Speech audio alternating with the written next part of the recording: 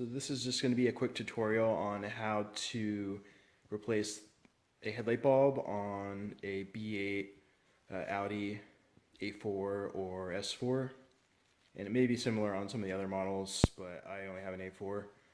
And so typically what you'll see on the dashboard is a warning that your headlight is dipped, and that either means that the headlight is out or that it's going bad. And so this is the second one that's gone out on the same side for whatever reason. And so they are fairly expensive, but you can get them online for cheaper. I was able to get a Philips DS3 Xenon bulb for around $80, and it's supposed to be OEM. And so I'm curious to see what's actually in my car right now. From what I've read, it's either Osram or Philips, so I'll have to see when I pull it out. And so after looking online, it seems to be fairly straightforward to remove the headlight. You do have to take off the plastic radiator shield, and there's 4 torx 30 bolts that are holding it on that you'll see here. And the furthest one on the right is also holding on the headlight. And so there's one other torx 30 attached to the headlight. So there's 2. One you'll already have removed from taking off the radiator guard, and then the other one you'll have to remove as well. And then there's additional 2 other bolts down below that are also torx 30, and one of them it's gonna require a long extension to get to. See if I can show it. So you can barely see it down there, and so you have to loosen both of those, but you don't have to remove them all the way. And so after you remove all of those bolts and loosen the 2 down below, you should be able to pull out the headlight. And one other thing I forgot to mention is you are going to have to unclip the wiring harness from the headlight before you pull it out. You may be able to just use a flathead screwdriver to unlatch it, or maybe just your finger, but I'll show that in a second. So to get the front radiator guard off after you've removed the 4 bolts, you have to lift up on the back side of it closest to the engine, and then push down on the front of it. And after you do so, it should lift off fairly easily, and you'll be able to see that I still need to remove the other 3 bolts holding the headlight on, and I'm going to do that right now. And so I did notice after removing the radiator cover that there is one additional bolt holding the headlight on. I thought it was the furthest right bolt for the radiator guard, but there was actually one under it, and so you have to remove that as well as the other bolt on top, and then like I mentioned earlier, the 2 that are down further in the engine compartment. And I was able to unlatch the wiring harness just with my finger. I didn't actually need a screwdriver, and it pulled right out.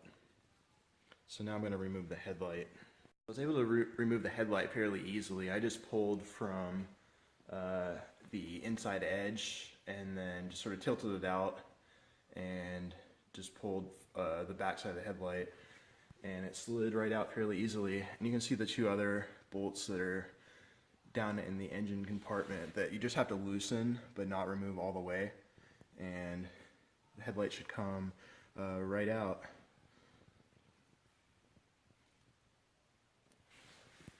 And so have the headlight just sitting on a microfiber towel to make sure I don't scratch it.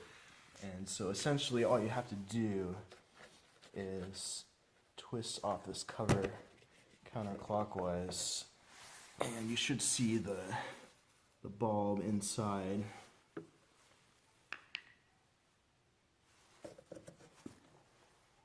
You flip this up. Let's see if I can see it better.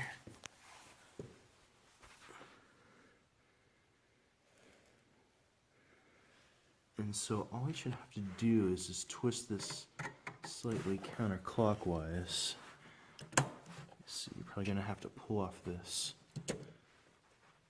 plug. See if there's anything else attached to it.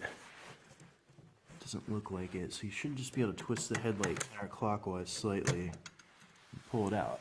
And here's the bulb. It's hard to really tell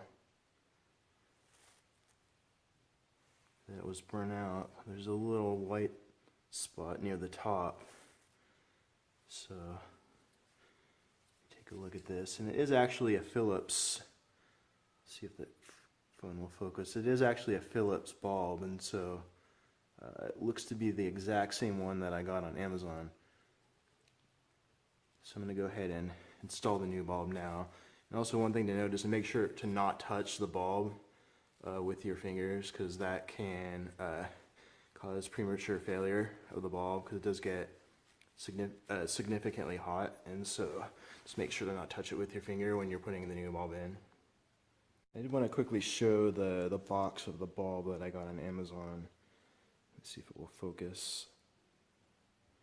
And it's a Philips D3S-C1, and it's 42 volt, 35 watt. You have to make sure that the bulb is 35 watt and not anything higher, and just a standard Xenon bulb. It looks to be exactly what was in the car. So I'm going to go ahead and put this in now. And so the headlight was a little difficult to get in, but what essentially you have to do, you have to tilt it downward first. When tilting it down, slide it in, and it should go back, slide back into place fairly easily.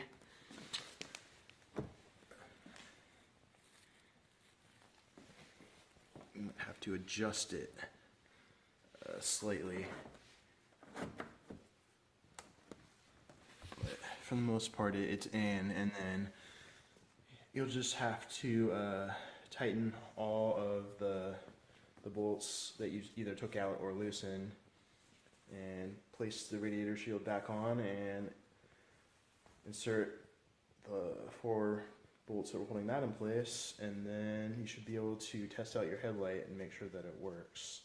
And so I turned on the car, and everything looks to be working as expected. The color looks to be about the same as the passenger side headlight, which is what I was initially worried about, but since they're both Phillips bulbs, it looks like from the factory it matched up perfectly. So happy I did it myself and saved a few $100.